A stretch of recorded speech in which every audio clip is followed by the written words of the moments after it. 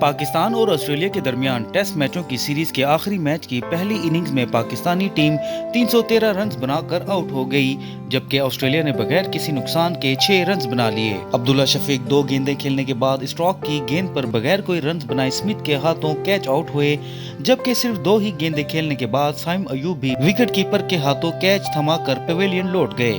شان مسعود 35 اور بابر اعظم 26 رنز بنا کر آؤٹ ہوئے، جبکہ پاکستان کو 5واں نقصان سعود شکیل کی صورت میں ہوا، جو 5 رن کے مہمان ثابت ہوئے۔